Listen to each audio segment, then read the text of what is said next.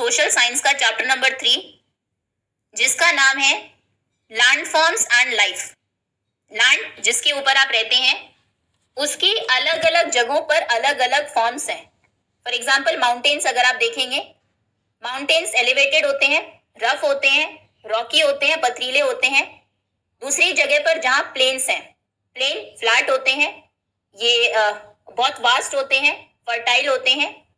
तो चैप्टर में जो डिफरेंट लैंडफॉर्म्स हैं उनके बारे में और वहां पर लाइफ कैसी है, मतलब किस तरह के प्लांट्स उन लैंडफॉर्म्स में ग्रो करते हैं, कैसे एनिमल्स रहते हैं, ह्यूमन एक्टिविटीज क्या है, इन सब के बारे में चैप्टर में हम रीड करेंगे लैंडफॉर्म्स एंड लाइफ में।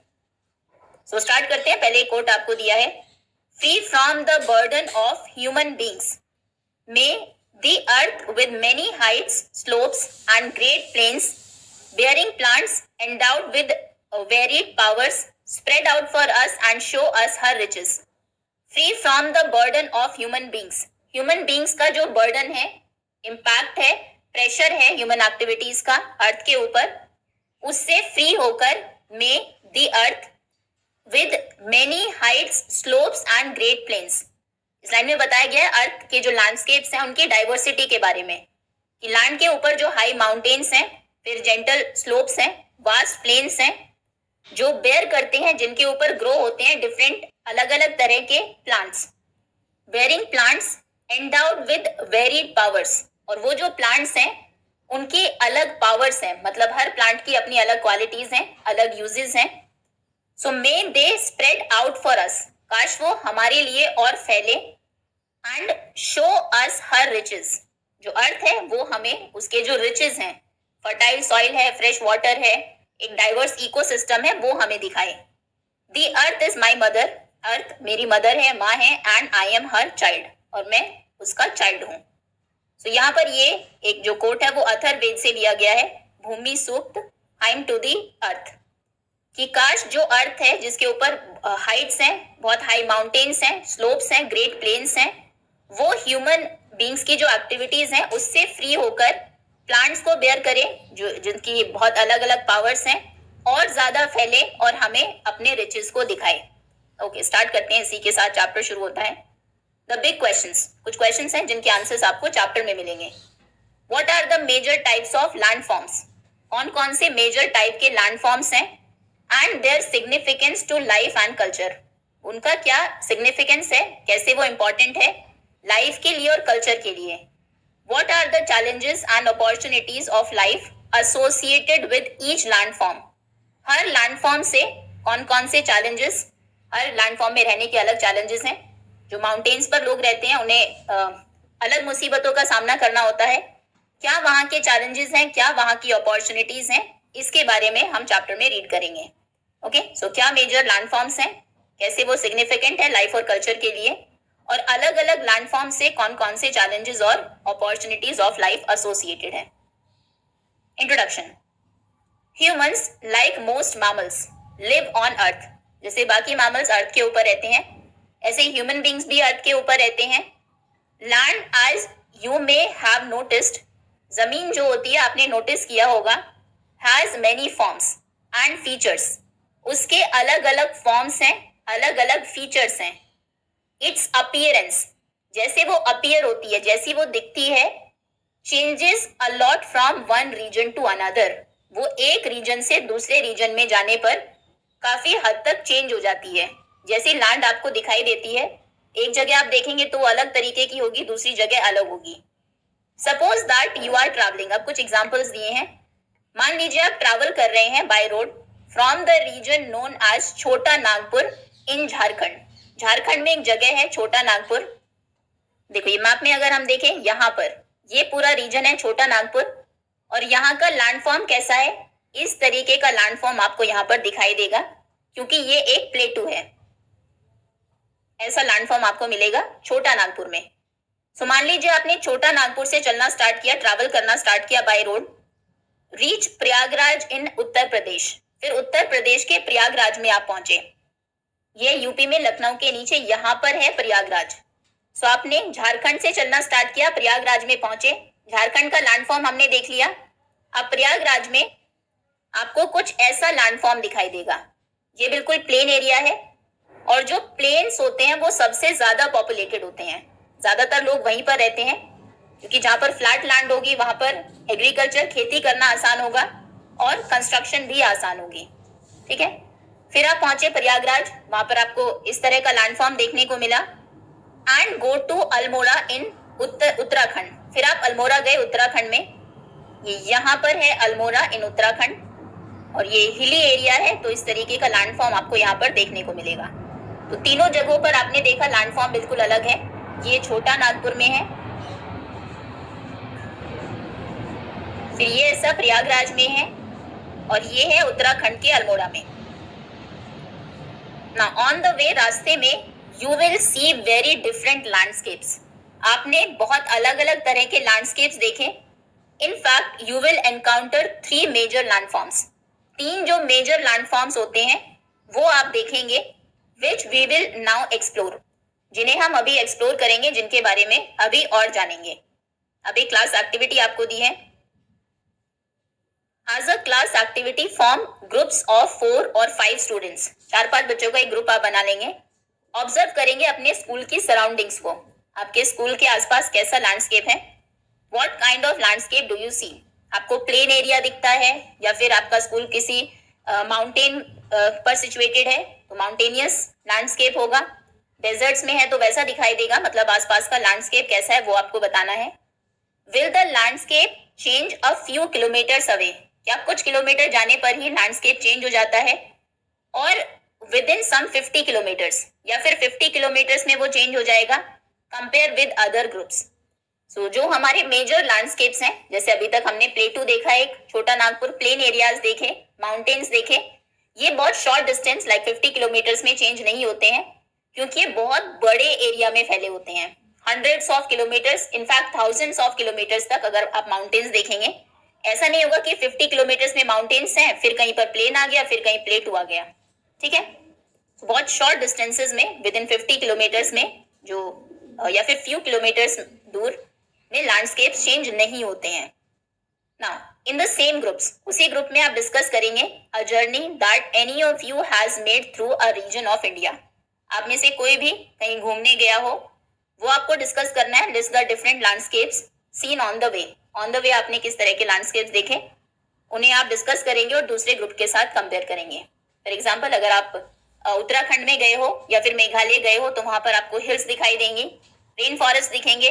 केरला में अगर आप गए या फिर राजस्थान में अगर आप गए, वहां पर डेजर्ट दिखेगा, केरला में प्लेन रीजन दिखेगा, मध्य प्रदेश अगर आप जाएंगे तो वहां पर प्लेटू आपको दिखेगा। ठीक है, तो जहां पर आप कहीं घूमने गए हो, किस तरह का लैंडस्केप आपने देखा, वो आपको क्लास में डिस्कस करना है। A landform is a physical feature on the surface of our planet earth, ये डेफिनेशन है लैंडफॉर्म की। आपका चैप्टर का नाम है लैंडफॉर्म्स एंड लाइफ। तो लैंडफॉर्म होता क्या है?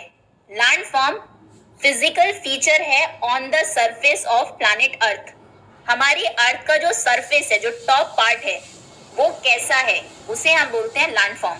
अगर वो रॉकी है, बहुत सारे पत्थर वहां पर है, तो वो एक अलग लैंडफॉर्म हो गया। अगर जो लैंड है वो थोड़ी सी ऊपर उठी हुई है, टेबल के जैसे, टेबल लैंड है, तो वो एक अलग लैंडफॉर्म हो गया। बिल्कुल फ्लैट है तो वो एक अलग लैंडफॉर्म हो गया। थोड़ी हिल्स हैं छोटी छोटी, वो एक अलग लैंडफॉर्म हो गया। ठीक है, तो लैंड का जो टॉप सरफेस है वो उसका दिखता कैसा है, उसका फिजिकल फीचर क्या है, उसे हम बोलते हैं landform. Landforms take shape over millions of years, millions of years लग जाते हैं, कई मिलियन साल लग जाते हैं एक लैंडफॉर्म को बनने में, वो शेप आने में। And have a significant connection with the environment and life, और उसका एक बहुत इंपॉर्टेंट कनेक्शन होता है अपने आसपास के एनवायरमेंट के साथ और कैसी लाइफ वहां पर होगी उसके साथ। They can broadly be divided into 3 categories. Landforms को मेन में आपको दिखाया गया है, ये तीनों लैंडफॉर्म्स हैं यहाँ पर। ये आप देखेंगे ये माउंटेन्स हैं, अलग तरह का लैंडफॉर्म है। ये जो थोड़ा सा ऊपर एलिवेटेड है, टेबल के जैसा है, ये है प्लेटू, ऊपर से प्लेन है।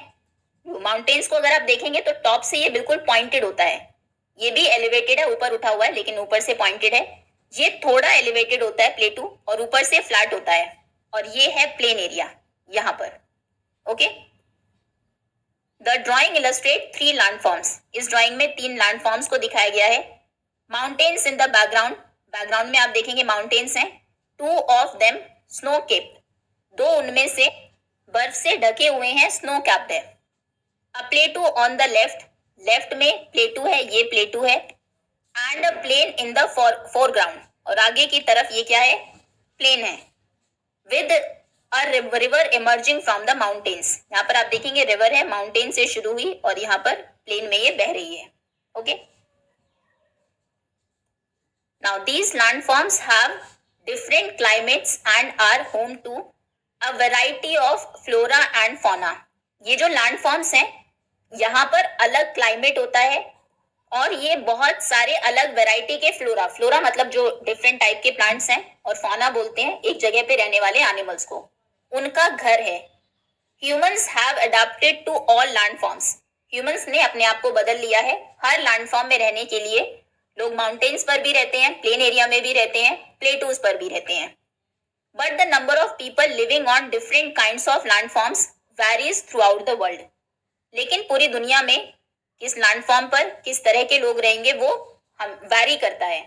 जैसे अगर कोई माउंटेन्स पर रह रहा है, कोई खेती करने वाला पर्सन, मतलब फार्मर्स आपको वहां पर कम मिलेंगे, क्योंकि जो लैंड है एक तो रॉकी होती है, पथरीली होती है, उतनी अच्छी फसल वहां पर नहीं होती। लेकिन अगेन ह्यूमंस ने अपने आप को अडाप्ट कर लिया है वहां पर भी, क्योंकि इस तरह की लैंड है, यहाँ पर खेती करना मुश्किल है, तो लोगों ने क्या किया, माउंटेन्स को कट करके वहां पर इस तरह के टेरेस बना लिए और उस पर फिर वो फार्मिंग करते हैं। ओके, तो हर जगह का क्लाइमेट अलग है। अभी इन सभी के बारे में वन बाय वन हम डिस्कस करेंगे, कैसा क्लाइमेट है, कैसा फ्लोरा, मतलब किस तरह के प्लांट्स वहां पर मिलते हैं, फौना कैसा है, कैसे एनिमल्स मिलते हैं, और हर लैंडफॉर्म पर रहने के लिए ह्यूमंस ने कैसे अपने आप को अडाप्ट किया है, कैसे अपने आप को ढाल लिया है। ओके, तो स्टार्ट करते हैं। सबसे पहले है mountains. Mountains are landforms that are much higher than the surrounding landscape. Mountains होते क्या है, जो आसपास के लैंडस्केप से काफी ऊंचे होते हैं, हायर होते हैं, हाइट पर होते हैं। ओके, जैसे यहाँ पर आप देखेंगे आसपास का लैंडस्केप है, इससे काफी ज्यादा हाइट पर है mountains. They can be recognised. अब ये माउंटेन है या नहीं ये आप कैसे पहचानेंगे, इन्हें रिकॉग्नाइज किया जा सकता है, पहचाना जा सकता है by a broad base. Base जहां से शुरू होते हैं वो ब्रॉड होता है, चौड़ा होता है, स्टीप स्लोप्स, फिर एकदम सीधा स्लोप होता है, एक ऐसा स्लोप होता है जिसे हम बोलते हैं जेंटल स्लोप, इसके ऊपर जैसे चढ़ना आपके लिए आसान होगा। एक होता है स्टीप स्लोप जिसे आप सीधी चढ़ाई बोलते हैं, खड़ी चढ़ाई। तो जो माउंटेन्स हैं उनके ऊपर चढ़ना मुश्किल इसीलिए है क्योंकि उनका जो स्लोप है, स्लोप इसको बोलते हैं, जो ढलान है वो एकदम स्टीप होती है, एंड अ नैरो समिट, और जो उनकी समिट है, चोटी है, वो नैरो होती है। बेस ब्रॉड होता है, जैसे यहाँ पर आप देखेंगे, ये देखिए बेस ब्रॉड है, यहाँ से अगर एक माउंटेन हम देखें, ये माउंटेन, ये इसका बेस है, काफी चौड़ा है, फिर कम होती गई उसकी जो विड्थ है, ऊपर आप देखेंगे जो टॉप है उसका, समिट है उसकी, वो नैरो है, पतली है। दूसरा जो स्लोप है इसका वो एकदम सीधा है, स्टीप स्लोप है। ओके, तो ये 3 फीचर्स हैं। अगर क्वेश्चन आता है कैसे आप आइडेंटिफाई करेंगे माउंटेन्स को, या फिर माउंटेन्स के क्या फीचर्स होते हैं, ये 3 आप लिख सकते हैं, broad base, steep slopes and a narrow summit, depending on their height. अब हाइट पर डिपेंड करता है, कुछ माउंटेन्स छोटे भी होते हैं, कुछ बड़े भी होते हैं। Some mountains are covered with snow, कुछ माउंटेन्स स्नो से कवर्ड होते हैं, बर्फ से ढके होते हैं। एट लोअर ऑल्टीट्यूड्स, ऑल्टीट्यूड बोलते हैं हाइट को, यहाँ पर आपको दिया भी ऑल्टीट्यूड मतलब the height of an object above sea level. Sea level से हम ऑल्टीट्यूड मेजर करते हैं कि कोई, मान लीजिए ये माउंटेन है, तो सी लेवल से आप देखेंगे इसका कितना ऑल्टीट्यूड है, हाइट कितनी है, इसे मेजर करेंगे, ये इसका ऑल्टीट्यूड होगा। Example, the altitude of a mountain, mountain का कितना ऑल्टीट्यूड है, कितनी हाइट पर वो है। The altitude of a bird, एक बर्ड का कितना ऑल्टीट्यूड है, मतलब कितनी हाइट पर वो उड़ रही है। और अ प्लेन इन फ्लाइट, जो प्लेन जा रहा है उसका कितना ऑल्टीट्यूड है, मतलब वो सी लेवल से कितना ऊपर है। The altitude of a satellite, satellite का क्या ऑल्टीट्यूड है, ठीक है। तो ऑल्टीट्यूड ये वर्ड आप समझ गए, हाइट, सी लेवल से हाइट कितनी है उसकी। सो डिपेंड करता है कि माउंटेन्स कुछ स्नो कवर्ड होते हैं, जैसे ये उनकी हाइट पर डिपेंड करता है। लोअर ऑल्टीट्यूड्स पर, मतलब जो छोटे माउंटेन्स हैं, the snow melts every summer, snow जो है बर्फ इनके ऊपर होती है, लेकिन हर बार समर में गर्मियों में वो मेल्ट हो जाती है, पिघल जाती है एंड टर्न्स इनटू वाटर, फिर उसका पानी बन जाता है दैट फीड्स रिवर, जो रिवर को फीड करता है, रिवर्स को, नदियों को, वहां से पानी मिलता है। अब देखेंगे जो ऊंचे माउंटेन्स हैं, हायर ऑल्टीट्यूड पर है, यहाँ पर वो बर्फ से ढके हुए हैं, कवर्ड है। जो छोटे माउंटेन्स हैं, समर सीजन में उनके ऊपर से जो बर्फ है वो पिघल जाती है और यहाँ से फिर पिघल कर वो नदियों में पानी बन जाता है, जो फिर प्लेन एरियाज में आती हैं। Okay, then the at high altitudes, अब ज्यादा ऑल्टीट्यूड हाइट पर जो माउंटेन्स होते हैं, the snow may never melt, हो सकता है कि स्नो कभी मेल्ट ही ना हो, बर्फ कभी पिघले ही ना, living the mountain permanently snow capped, तो इसकी वजह से जो माउंटेन्स हैं वो हमेशा बर्फ से ढके रहते हैं, हमेशा स्नो कैप्ड रहते हैं, जैसे स्नो की कैप उन्होंने पहनी हो। अदर हाईलैंड्स, जो दूसरे हाईलैंड्स हैं, हाईलैंड्स मतलब ऊंची जगह है, विद अ लोअर हाइट, जिनकी हाइट कम होती है, ये माउंटेन्स हैं बड़े। अब जो छोटे हाइट वाले कुछ जगह है, लेस स्टीप स्लोप, स्लोप भी उनका कम स्टीप होता है, मतलब सीधी चढ़ाई नहीं होती, इस तरह का स्लोप होगा। देखो ये माउंटेन्स हैं, इस तरह के छोटे भी हो सकते हैं, बड़े भी हो सकते हैं, और ये अगर इस तरह का हम ले, ये माउंटेन नहीं है, इन्हें हम बोलते हैं हिल। हिल और माउंटेन में क्या डिफरेंस है, एक तो हाइट का है, दूसरा स्लोप का है। इनका जेंटल स्लोप होता है, इतना स्टीप स्लोप नहीं होता, मतलब जो ढलान है वो बिल्कुल ऐसी सीधी नहीं होती है, इस तरीके से होगी, ठीक है, इन्हें हम बोलते हैं। और राउंडेड टॉप होता है, जैसे इनका जो टॉप है वो नैरो होता है, पॉइंटेड होता है थोड़ा सा, इनका जो टॉप है हिल्स का वो राउंडेड होता है इस तरीके का, इन्हें हम बोलते हैं हिल्स। ओके, हिल्स के क्या फीचर्स हैं, लोअर हाइट होती है, कम स्टीप स्लोप होता है और राउंडेड टॉप्स होते हैं, ऐसे ये हिल्स हैं। ओके, ये माउंटेन्स हैं। चलिए आगे आते हैं, थिंक अबाउट इट, इस बारे में सोचिए। व्हाट इज स्नो, स्नो क्या है, बर्फ क्या है। Unless you live in a Himalayan region, जब तक कि आप हिमालयन रीजन में ना रहे हो, जैसे कश्मीर में, लद्दाख में, हिमाचल प्रदेश में, उत्तराखंड में, सिक्किम या अरुणाचल प्रदेश में, you may never have seen snow, तो हो सकता है आपने स्नो देखी ही ना हो। लोग, अगर आप घूमने गए हो तो हो सकता है आपने देखी हो, लेकिन अगर आप इन जगहों पर कभी नहीं गए तो आप कभी भी स्नो नहीं देख पाएंगे। In the rest of India, बाकी इंडिया के पार्ट में, मोस्ट प्रेसिपिटेशन, प्रेसिपिटेशन बोलते हैं बारिश को, प्रेसिपिटेशन मतलब होता है water from the atmosphere reaching the ground in any form, किसी भी फॉर्म में जब पानी एटमॉस्फेयर से ग्राउंड पर पहुंचता है उसे बोलते हैं प्रेसिपिटेशन। वो रेन हो सकती है, बारिश हो सकती है, जब पानी लिक्विड फॉर्म में आता है, स्नो भी हो सकती है, जब स्नोफॉल होता है वो स्नो फ्लेक्स की फॉर्म में नीचे आती है, एंड हेल, हेल बोलते हैं ओले, आपने सुने होंगे। स्नो और हेल में क्या डिफरेंस है, देखो स्नो बेसिकली वो होती है जब जो वाटर वेपर्स हैं वही डायरेक्टली कन्वर्ट हो जाती है बर्फ में, तो इसके जो पार्टिकल्स हैं बहुत छोटे होते हैं, लेकिन जब बारिश की बूंदें कन्वर्ट होती है बर्फ में और फिर वो बर्फ की फॉर्म में नीचे आती है, उसे हम बोलते हैं हेल स्टॉर्म, हेल्स। ये इनके जो इनका जो साइज है वो कंपैरेटिवली बड़ा होता है थोड़ा, ये हेल्स हैं, ये स्नो है। देखो ये हेल स्टॉर्म है, जहां पर जो वाटर ड्रॉप्स हैं रेन के टाइम पर, जैसे बूंदे नीचे आती है, वो कंप्रेस होके कन्वर्ट हो जाती है आइस में, और ये है स्नोफॉल। ओके, तो प्रेसिपिटेशन में एटमॉस्फेयर में जो वाटर है वो लैंड के ऊपर आता है, और वो तीन फॉर्म में लैंड के ऊपर आ सकता है, या तो इस तरीके से स्नो की फॉर्म में, या फिर ऐसे हेल की फॉर्म में, या फिर रेन, जब वो लिक्विड फॉर्म में ही नीचे आता है बारिश की फॉर्म में। ओके, इसे हम बोलते हैं प्रेसिपिटेशन। सो आपने रेस्ट ऑफ द इंडिया में जो प्रेसिपिटेशन है is in the form of rain and hell. अगर आप प्लेन एरिया में रहते हैं, आपने बारिश देखी होगी, हेल भी देखे होंगे, ओले भी पड़ते हैं कई बार, लेकिन स्नोफॉल वहां पर नहीं होता है। तो अगर आप प्लेन एरिया में रहते हैं, हिमालयन रीजन में नहीं रहते हैं, कभी वहां पर नहीं गए हैं, तो हो सकता है आपने कभी स्नो देखी ही ना हो। लेकिन हायर ऑल्टीट्यूड्स पर, जो ज्यादा हाइट पर जगह है, प्लेसेस हैं, if it is cold enough, अगर वहां पर काफी ठंड है, स्नो विल फॉल, तो बर्फ गिरेगी, covering the landscape in a soft and beautiful white blanket. और जो लैंडस्केप है, आसपास की जगह है, वो बहुत ही सॉफ्ट और बहुत सुंदर वाइट ब्लैंकेट की तरह पूरा कवर हो जाता है, कुछ इस तरह से। So snow and hailstones, snow और हेलस्टोन, ओले क्या है, are nothing but precipitation of water in a solid form. ये और कुछ नहीं है, पानी ही नीचे आया है लेकिन सॉलिड फॉर्म में। पानी हम जानते हैं तीनों फॉर्म्स में होता है। सॉलिड फॉर्म, अगर आप उसे फ्रिज में रख दे कुछ देर, तो जो बर्फ है वो सॉलिड फॉर्म है उसकी। लिक्विड फॉर्म जैसे वो वाटर है, और गैशियस फॉर्म जब वो वाटर वेपर्स की फॉर्म में एटमॉस्फेयर में होता है। ठीक है, तो जब एटमॉस्फेयर में जो वाटर वेपर्स हैं गैशियस फॉर्म में, वो नीचे आती है सॉलिड स्टेट में, स्नो की फॉर्म में या हेल स्टोन्स की फॉर्म में, वो और कुछ नहीं है, वो प्रेसिपिटेशन ऑफ वाटर ही है। ओके, होपफुली प्रेसिपिटेशन, उसकी तीनों फॉर्म्स आपको अच्छे से समझ में आ गई होगी।